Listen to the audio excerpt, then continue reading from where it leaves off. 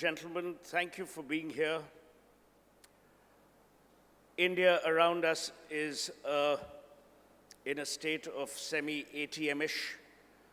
We're all worried about the money we have. Married people are under severe pressure. Suddenly realize their spouses were lying when loads of cash was discovered under mattresses, pillows, in the homes of their in-laws, smuggled to estranged daughters and estranged daughters-in-law. If the only group that you've seen that's been smiling through demonetization are the bachelors. It begins with Narendra Modi.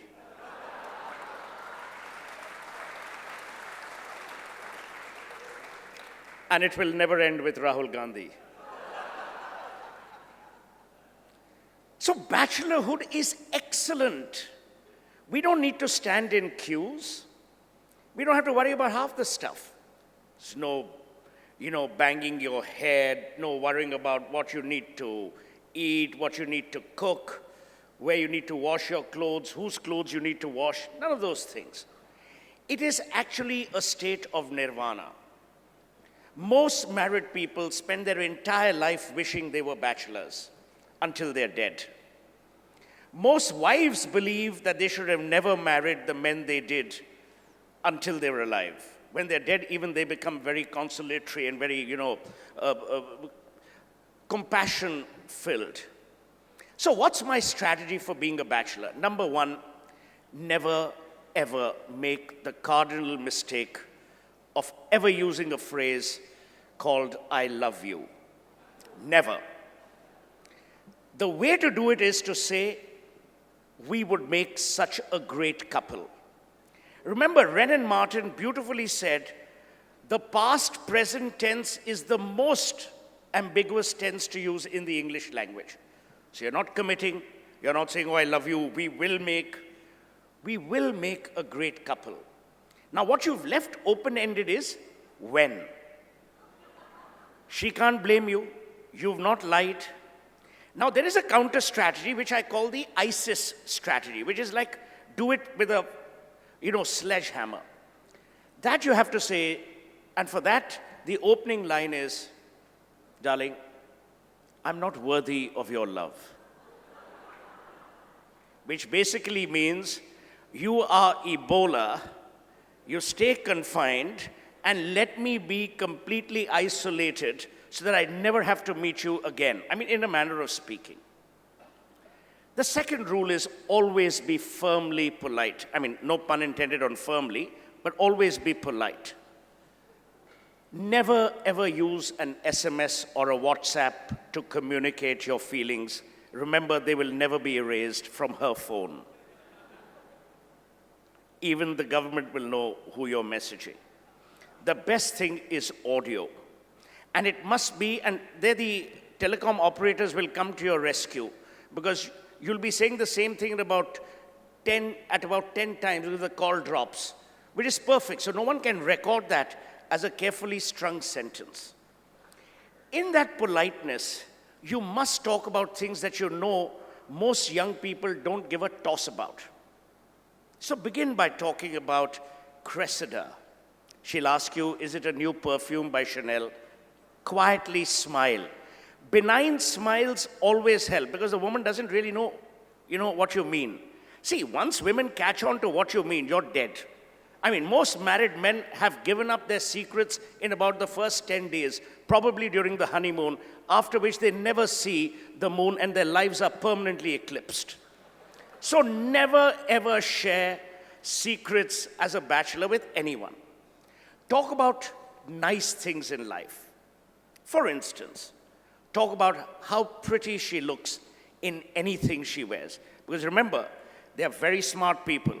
10 days later, they'll ask you, "Do you remember what I wore on Valentine's Day?" Who cares? Because on Valentine's Day, the last person you're looking at is your Valentine. You're looking at who else is becoming lucky. So you go to a Valentine's date, no one is bothered about, who your Valentine is. They're saying, "Yeah, is ganje ko wo kaisi I mean, no affront to any bald people, but how did that bald guy get that woman?" So never, ever inject any sense of permanence into a relationship. Talk about authors. There'll be deadpan silence. Talk about Homer. She'll almost accuse you of slander, but par for the course. And say, have you read Homer? She'll say, no. One afternoon, I want to read Homer to you. And you know what that is an invitation for? Talk about Shakespeare. Talk about Keats. If you live in Matunga, talk about the Thakres. If you live in Mahim, you can even talk about Sharad Pawar. So I'm saying it's all very democratic. If you live in Delhi, you don't even have to discuss books because they haven't read books for years in Delhi. Now comes the invitation to kill. The invitation to a date. Always remember, give many options because women are smart. You tell them, shall we meet on the 6th? I guess I'm busy. Nowhere to go. Watching Arnab, actually now not even watching Arnab Goswami. So, she'll be sitting at home watching Saas Bhi Kabhi Bahu Thi and all that if it's still running. Always give 4 to 5 date options and say, I never want to impose because I know you must be busy. She's doing sweet bugger all. But give her the respect of being busy. She will pick a date. On that day, always send your driver, if you have one. If you don't, then take an Ola or an Uber or a local and go there and pick her up yourself. There's a reason for that. If she's attired in a manner that you think is dangerous, you can then suddenly download a particular app which calls you every 5 minutes and say, oh my God, is it true? When? I'm so sorry, darling, I have to cancel this date. My aunt has just broken her femur. Because you don't want to be stuck with someone for 4 hours who looks like Jaya Lalita. Actually, I shouldn't have said that. She criminally defames people. Then you go out on the date. Now, what is very important is to pick a place that is very noisy. Now, a lot of people say, oh, I want silence, I want calmness. Never. Because then you're stuck for life. Can you imagine listening to someone who you have no mental connect with for 5 hours or 4 hours? Always go to a noisy place. That works in 2 ways. If the girl is attractive, it gives you a reason to closen up. What do you think, darling? Huh? You can also then assess what her fragrance choices are. These are very important things for the long term. I'm just planting. See, romance is about strategy. It is not about tactic. The stupid mistake we believe is, oh, romance tactically will do. It's all about strategy. Always order stuff which is onion and garlic free. So you know who you need to choose. If the guys want onion and garlic, send them to Tardeo for pav bhaji. Always choose something. Because you see, it's not about what might happen with her. It's what might happen when you go home. Because remember, as I said, we are bachelors who are unencumbered. We're like Shivaji Park. We can be used for anything. And by anyone. So the strategy is how to play this game. Now you've had this date. Never kiss a woman on the first date. Never. I'll tell you why. In the excitement, you'll screw things up. Always. Plus, women are extremely smart. They say, oh, is this what you wanted? On the contrary, make it a strategic weapon in your armory. Say, I really detest those scenes in Woody Allen movies where the girl opens the door and invites the man up for coffee, or where the man opens the door and invites. I don't believe in this. We have something far greater than the physical. We have the cerebral. She won't understand a hell of what you're saying about cerebral. She'll think cerebral is Costa Coffee's new version or something like that. So you've had this. Now this is also true for men. I'm not being disparaging towards women. Men are equally stupid or intelligent, depending on who you're with. Other than your husbands, of course. So this date is going on. Talk about music. Do not discuss what's his name? Rashamia, the chap with the hat, that Hindi singer? Rashamia, whatever the hell his name is. Don't talk about these kind of people. This is declasse. Always choose things that no one the hell knows about. So start with saying, the other day I was at the Coliseum listening to Bocelli. Yeah? Where? In Opera House, which has just opened. No, darling, the Coliseum. Now, you may not even know where the Coliseum is, but play along. Talk about Bocelli and say how, in all his blindness, he saw a world laced with music. Talk about Sarah Brightman. Talk about Andrew Lloyd Webber, who was her first husband. Then talk about cinema. Do not discuss Mahesh Bhatt or Subhash Ghai. Actually, no one discusses them nowadays, but you know what I mean. Don't talk about Sanjay Leela Bhansali, because that whole conversation will last about 6 hours, as long as his films are. Talk about Kurosawa. Talk about Satyajit Ray. Talk about Mrinal Sen. Talk about Louis Mark. See, these are people they've never heard of. Remember, romance, 80% is about intrigue. 20% is about predictability. In many ways, romance is like November 8. In one fine moment, you believe you've lost all your goddamn money. So you have to be a trickster, but a gentle trickster. The date is progressing. You've moved from music. Never discuss food. Never. It's the most obvious thing. You're liking the chicken curry. Oh, I always come to Trishna. No one gives a shit. Talk about music, cinema. Always ask about her parents. Women love men who love her mother. Always. First thing you should do is, how's Auntie Ji? Who's Auntie Ji? Well, in my case, I can't say Auntie Ji because then the girl turns around and says, but she's your age. So I never make that mistake. But always talk about, how's your mother doing? She's well. Father? Oh, he's dead.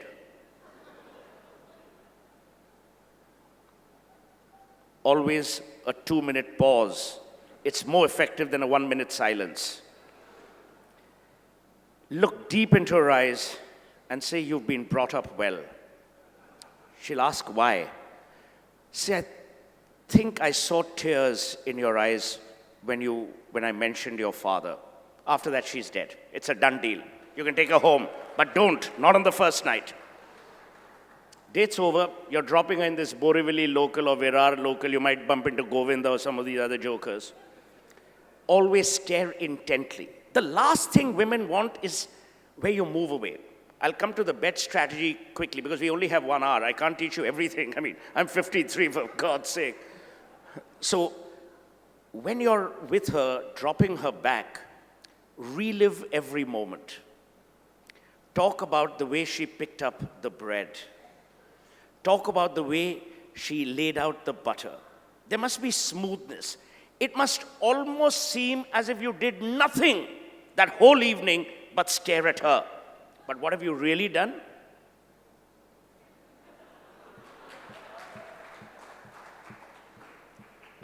But they must feel like goddesses. See, this is the ultimate edifice of romance. The woman you romance must feel like a goddess. Imagine you're a minister in the West Bengal government and the lady you're dating is Mamta Banerjee. That's the civility you've got to have. Got to lie down completely. Come, darling, trample all over me. I mean, Mamta does it, but you know, you get the drift. Now you've dropped her home. Now what do most bachelors do? You'll ring up Raj, Suhel, person X, person Y, saying, dude, where's the next party? Now that chapter is over.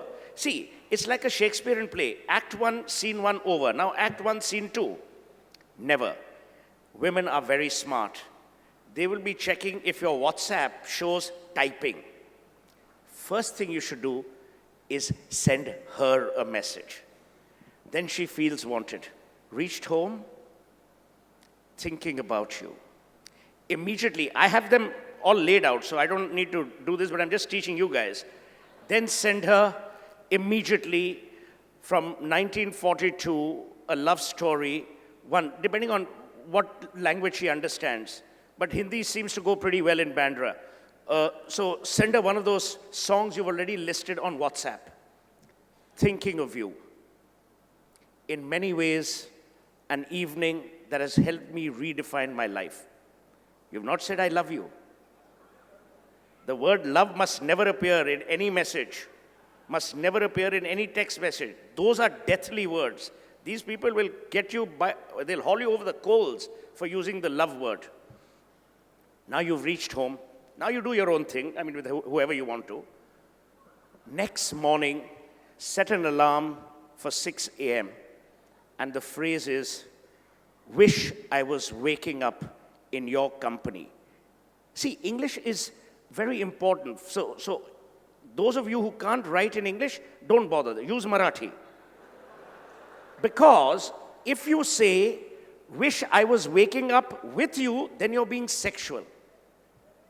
So it's very important how you structure the phrases. See, as I told you, women are super smart in separating the wheat from the chaff. That's why they marry the kind of men they marry and love the kind of men they love. They also know who to marry and who to love. Well, the silence in itself is pretty evident of where you guys are headed. So God bless you all and God bless America. So you sent her this message. Now comes the hardball. She's gonna like string you like you've never been strung. What will she do? First call to her best friend. Last night I went out with Raj. What does he do? Acha? How was it? Which restaurant? Trishna. Cheap bastard. Why? He didn't take you to Wasabi? He didn't take you to this? He didn't. All the friends will then want to create trouble. Why? Not that they don't like the guy. They don't want to not be part of the decision making. So what do you have to do? Your second message towards the evening is saying, listen, what are you doing in the evening? Why don't some of your friends and I get together? They love it. Now you've got to be brilliantly prepared. Because remember, now you're up against almost terrorism of some form.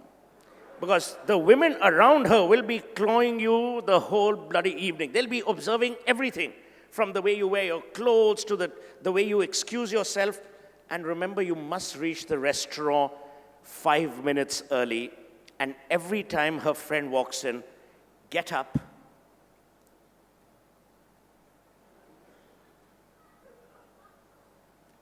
What would you like to drink? And then sit down. Grace and good manners melt a woman's heart, even in these ATM stretch times. Remember, money they'll get from everywhere. And now since the upper class has become the middle class, and the lower class has become the middle class, money doesn't matter. I mean, no one has money. So that equality we've established in India. So it's very, very critical how you handle that particular relationship. Now you're on your second day.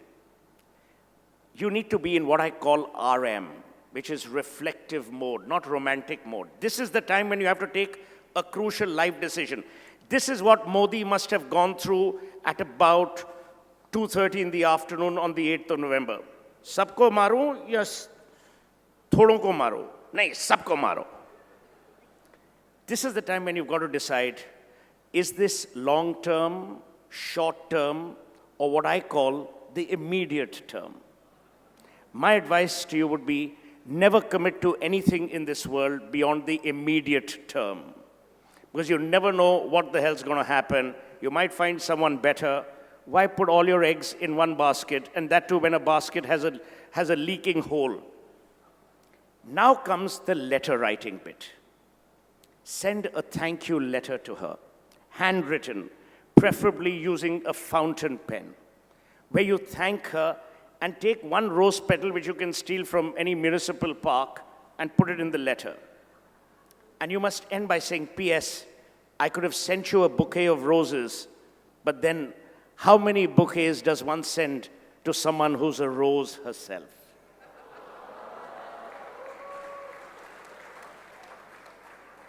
always perfume the letter paper. Always. Aroma, fragrance, smell play a very important role in any kind of romantic endeavor. Now you finish all of that. Send her a box of chocolates. Never send her a watch, jewelry. In any case, now you can't. I mean, short of sending your own mother, you can't send anything nowadays. But I'm saying don't send any high-ticket item. Because see, the high-ticket item can go wrong. Now you send her a Gucci watch and she's used to a Patek, she'll slap you. Your Gucci is also gone.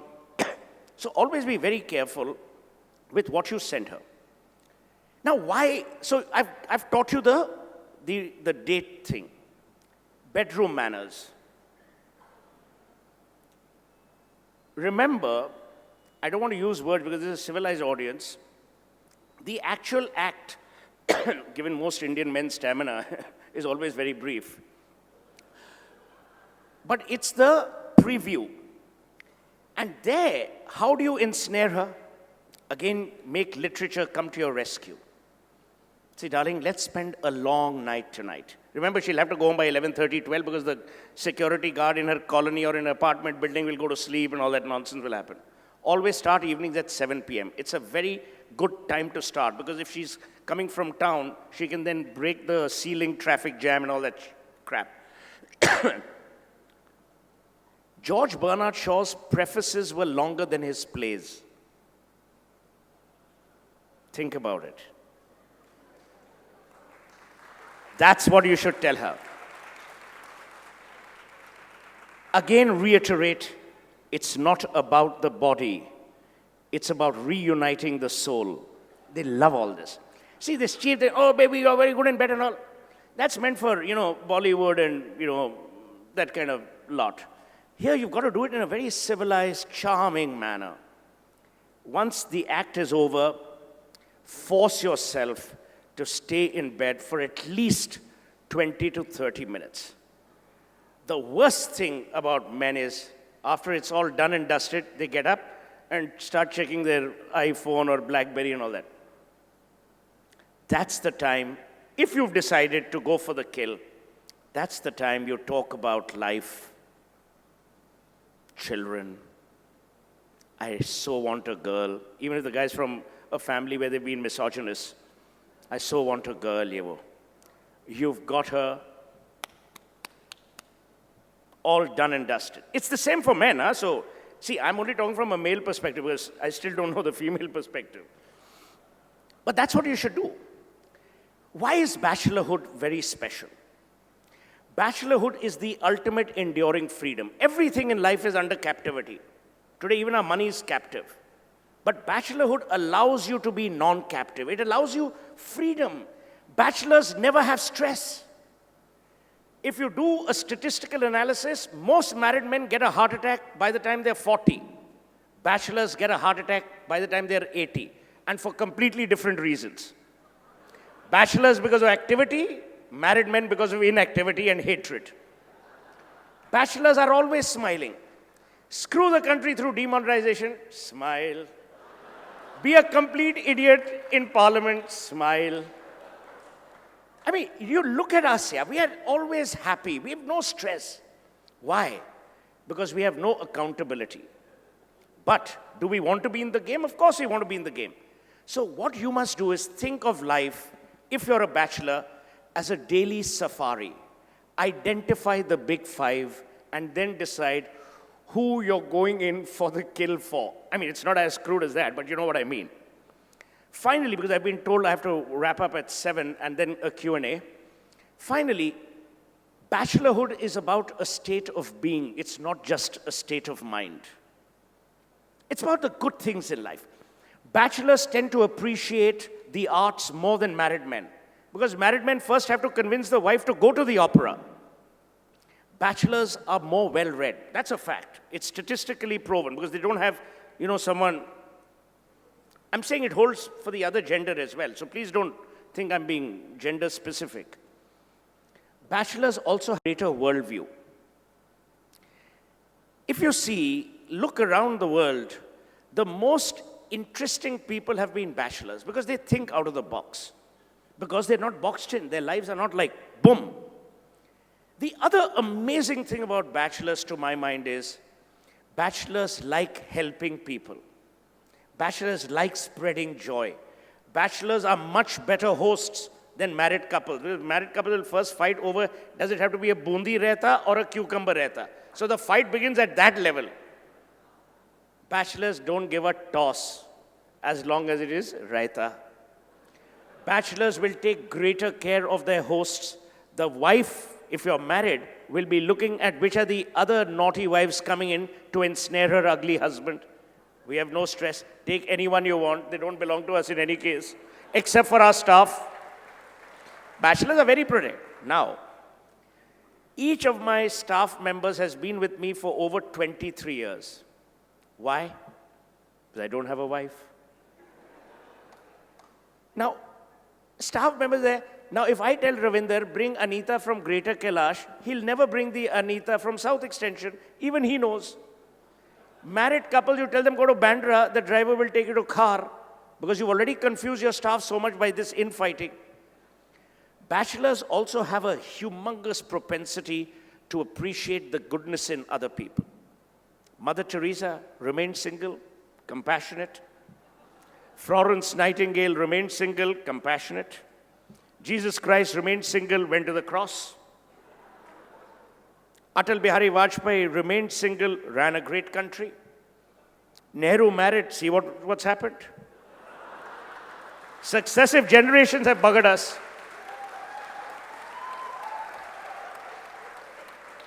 Look at the film industry. Who grosses the highest amount of money? Salman. Does he have fun? You bet. So he's having fun and making money. Now, if you're a couple and all, then all that thing, oh, but what did he say? Plus, bachelors go to bed very peacefully. Imagine you're married, you're coming back from the party. I told you, you should have told me not to wear brocade. She was wearing embroidery. I should have also worn embroidery. The guy wants to bloody sleep, yeah. He's got to work tomorrow morning. The last bloody thing he wants to have a discussion on is, why did you force me to wear Ritu Kumar when I could have easily worn Sushma Swaraj? I mean, not Sushma Swaraj, but you get the drift. But that's the reality.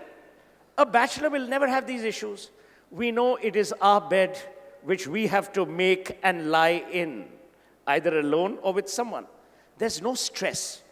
Finally, bachelorhood, to my mind, is a very special place. It allows you to be democratic and embrace people of all kinds, hopefully from the same gender. So it's a happy place. We are the ones that Plato thought of when he talked about democracy. We are the ones that Darwin thought of when he talked about evolution. We are the ones that Tagore wrote poetry about. We are the ones that Yash Chopra made films on. Have you ever seen a Yash Chopra film start with a married man and end with a bachelor? Always starts with a bachelor who then ends up being stupid. Then ends up being married. So you've got to understand that even cinema has celebrated bachelorhood. So my advice to you is, if you are a bachelor, enjoy the moment. Because in many cases, it lasts very, very fleetingly. If you're married, enjoy the goodness. Because I think you've made a wise decision. The difference between married men and bachelors is, married men are risk takers, bachelors are smart boys. We never take risks that we know we can't hedge. So, in the ultimate analysis, bachelorhood, as I said, is not about deceit. It's about charm. It's not about getting someone to bed. It's about making the bed inviting for people. It's not about forgetting who you've loved, but forgetting the nastiness if ever there was. Always remain friends with every girlfriend of yours for the rest of your life, because remember, she will be like a maven telling everyone, no, but when he was with me, he was very good. Always be in touch. Always remember their birthdays. Always remember their parents' birthdays. Can you imagine you dated a girl 20 years ago and you send her, but also ensure that you know if she's dead or alive. I mean, not the girl, but the parents. Always send her birthday wishes. Women love that. Ultimately, women are very sweet, decent, noble people. Women have no manipulation. I mean, choke me while I die, but you know what I mean. Men are more manipulative, men are bigger rascals, but you've got to understand that women have more EQ. They're emotionally much brighter than men. Women also have a great foresight. They can actually understand where this relationship is going. The last thing you want to do is be dumped by a woman. So that's why you've got to be smart, you've got to be in the game, but more importantly, you've got to be ahead of the game. As I said, and I will end and then take questions, remember, bachelordom is the celebration of life. Also remember, Adam and Eve remained single. Think about it. All our gods other than Ram, and see what we are suffering. All our gods largely remained single. And you know, we talk about, I was born a Hindu, but I'm an atheist. I mean, even if you look at Lord Ram, he put his wife through the grinder. Poor girl, poor Sita. Now, if he was a bachelor, there'd be no one to put through the grinder. What did Jesus do? Happily went down to the cross. Chal mere bhai, out. So, all I'm saying is, there is a bachelor in each one of us. The purpose of this evening is not to denigrate marriage. Marriage is a noble institution. I wouldn't be here if my parents weren't married. So it's not to denigrate, but I will leave you with one lasting thought. There's a bachelor in each one of us. Never suppress him or her. Excitement, virtuosity, the goodness of life and compassion will only come if you have a bachelor mindset, even if you are married, which, by the way, is 90% of most married men always believe they're bachelors. So it's not as if I'm telling you something that's uniquely different. On that note, have a splendid evening, and I'm now open for questions, hopefully to which I will have answers. I was told to speak for 40 minutes. It's 40 minutes. Thank you.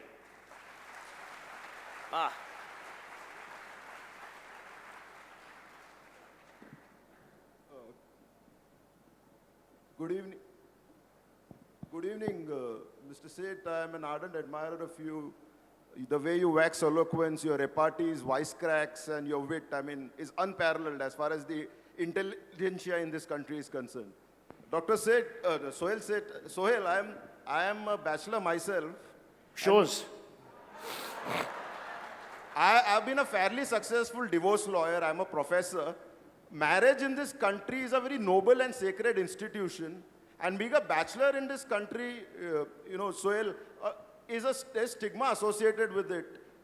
A lot of people have been pestering me. I'm 35 since many years. You're 35? Yeah. Is that your real age? I ain't kidding. And I've been a lot of people have been pestering me. What's wrong with you? They're questioning my manhood. Are you straight and whatnot? Boss, let's not get into personal details here. Just ask me the broad question. Yeah, why is there stigma associated with being a bachelor in this country? Why? See, it depends We are on in the what... 21st century. No, it depends on how you look.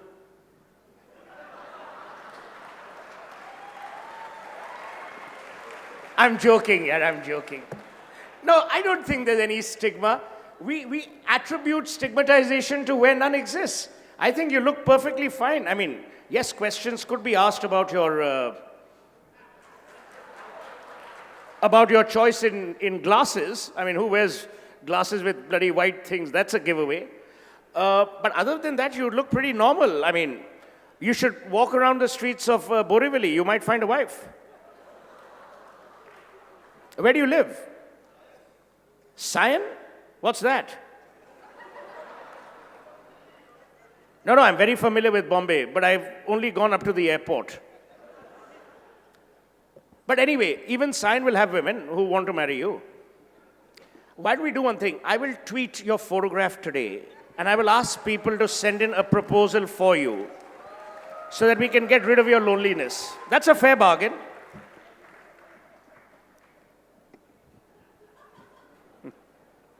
Hi, this is Swaroop here. I just wanted to make a repartee to the entire presentation that you made. It was wonderful and very witty. There's a book, a picture just behind you, which is Mahabharata. So if Draupadi wasn't there in the picture, we wouldn't have Mahabharata. So another thing to validate or vindicate your stand on Bachelor. Absolutely. One Draupadi, there's a bloody war. If they were bachelors, there'd be no fight. Absolutely. Though I'm married, and happily so. Where's your wife? Here she is. Which man has stood next to his wife and said, I'm unhappily married? I mean, for fuck's sake, yeah. You know, listen, let me tell you, you con anyone but us. The only people, I'm very happily married, are the ones sitting next to their wife. Yeah, she will chop your head. No, I've been also following your columns in newspapers. So this is out of context, but this sense of wit, does it come from preparedness? Do you prepare the speech, or it just comes voluntarily, spontaneous? If you're a bachelor, intelligence flows in your veins. If you're married, you ask stupid questions. I'm joking. Hello. Hi. Hi, Suhel. You're very charming. Are you always going to be a bachelor? Well, you tell me. How many times can I keep making an indecent proposal? I think you have to try harder. I love harder.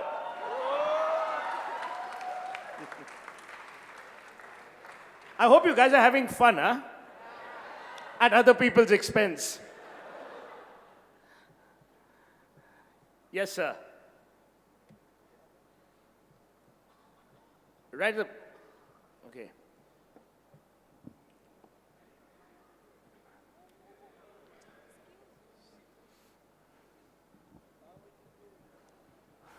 Mr. Seth, just to agree with you, Socrates, the great Greek philosopher, once said, all men should marry.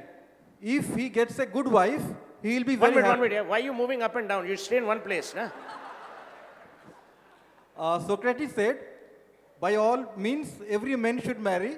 If he gets a good wife, he will be happy. If he does not get a good wife, he will be a philosopher. Socrates was a philosopher. Huh? Just say it again in English. No, the last bit. Socrates was a philosopher. So he had said, by all means, men should marry. If he gets a good wife, he will be happy. If he does not get a good wife, he will become a philosopher. And Socrates was a philosopher. Philosopher. My diction not right? No, so what's the question? We all know about Socrates. Yeah, question is, how long can a man play the field? Somewhere it has to stop. Who told you? Are you a bachelor? No, I'm not. Then sit down here. Then this whole bloody thing doesn't even apply to you. I mean, this is begano ki shadi mein Abdullah nache, kamal hai bhai. It doesn't apply to you. You look married, you look loved, and you're coming and telling me, oh, bachelor and Socrates and all. Where are you from? Calcutta? Bengali? Ei to sala problem. Shop jagah tumra adda debe. Shop jagah Socrates, philosopher, Tagore. The beauty about Bengal is if they're discussing sex, they will drag Tagore into it. If they're discussing movies, they'll drag Mamta Banerjee into it. Right? At least leave some holy cows. I mean, I'm not referring to Mamta, but you know what I mean. Only Bengalis will have. See, Kalke, Rabindranath Tagore said, ask the question for God's sake. Yes, sir.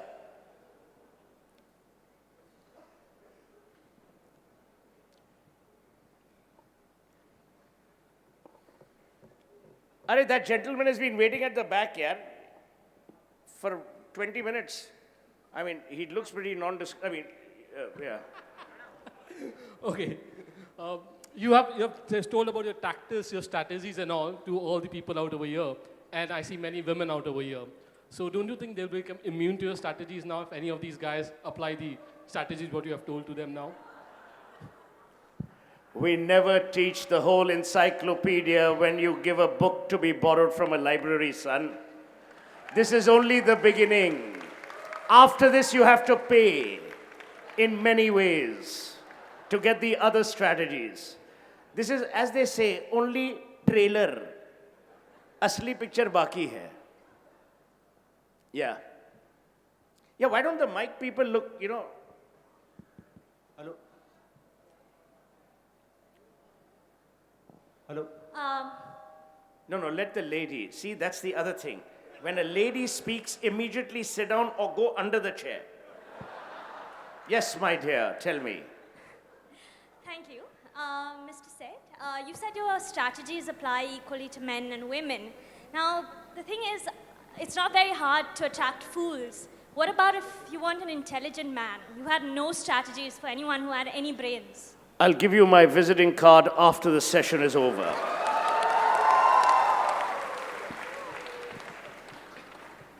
Thank you, sir, for enlightening us in this evening.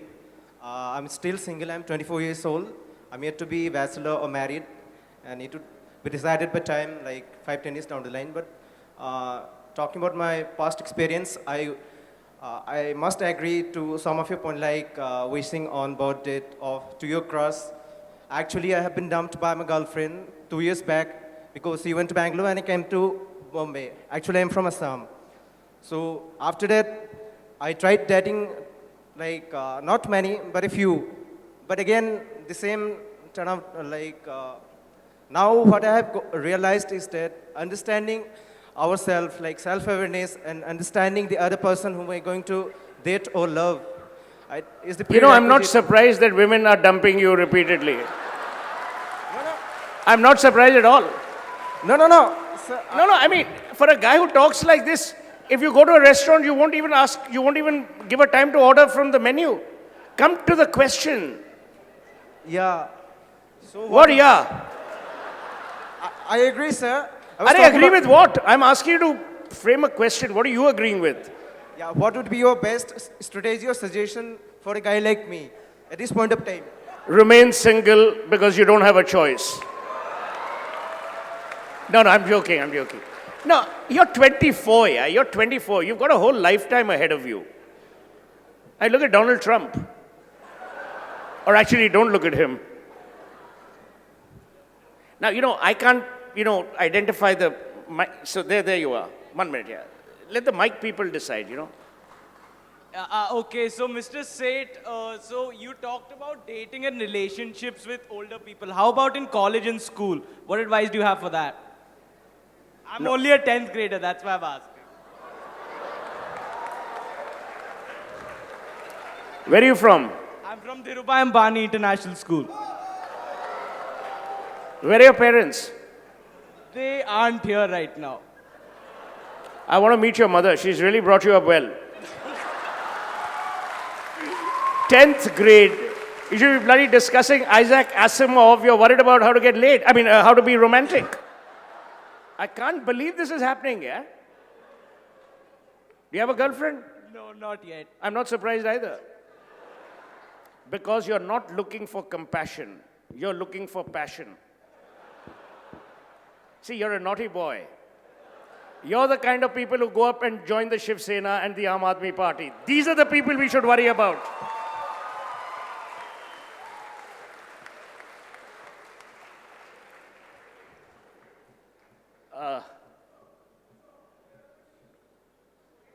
Let's wait for the mic here. This guy asks a question in every session. He's obviously not married.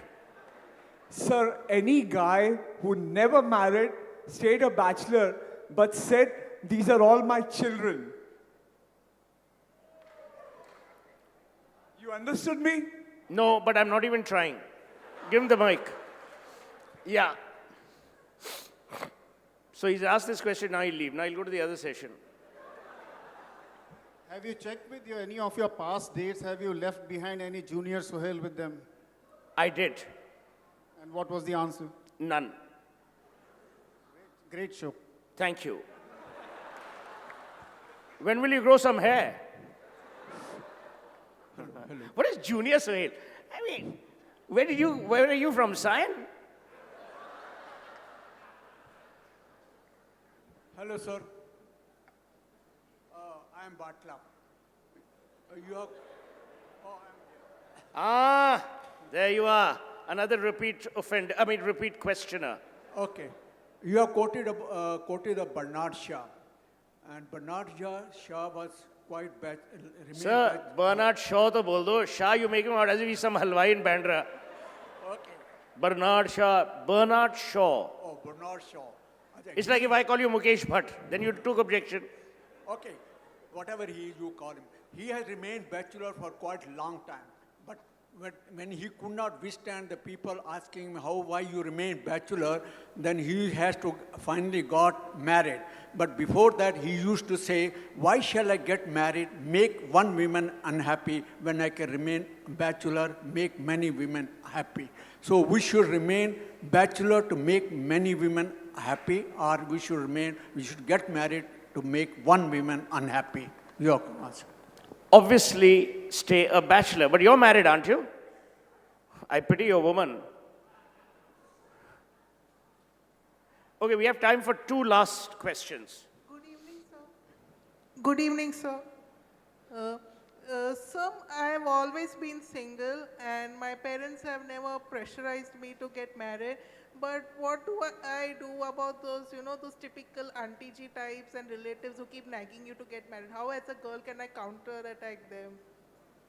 Carry 2 photographs in your wallet. Mamta Banerjee, Jai Lalita. Say, one day I'll become like them.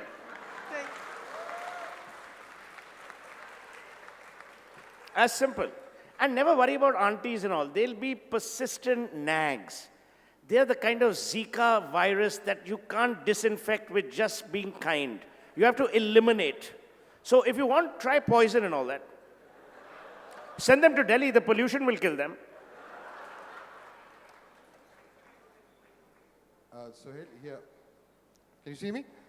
Oh, yes, sure. All right. I'm a happily unmarried man, and I'm deeply thankful to you for taking the stage and being so generous with your time. And would you want to continue doing this as a beacon of hope for people like me who would want to be career bachelors and are very happily unmarried? This is just lovely and very generous and compassionate on your part. So just.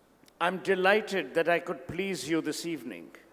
I hope you look to other genders for greater and more myriad satisfaction. Have a splendid evening with whoever you're having it with. Thank you. But your generous and kind words have moved me beyond repair.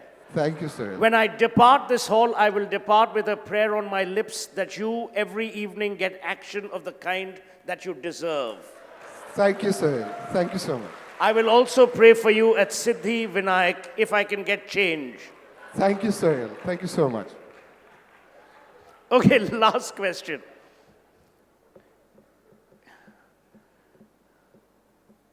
Good. Thank you so much.